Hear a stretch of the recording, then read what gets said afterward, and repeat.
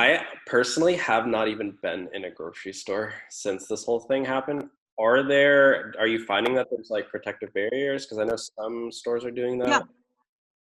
Yeah, I think that's almost every store I've been in. They've had the barrier for the cashier. Yeah, they have the Yeah. barrier for cashiers. And then the cashiers, they're like, I'm assuming they're wearing gloves or no?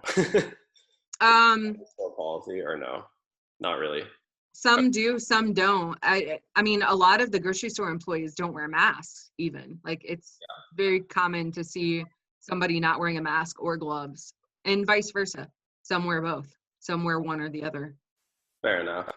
So yeah, just practicing hygiene, washing your hands. And it sounds like before, during, and after every batch, every delivery.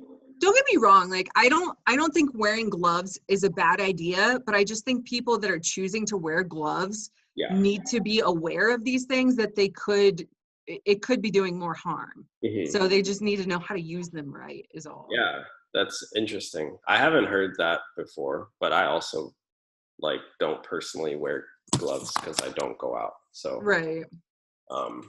That's interesting though. It's a good discussion.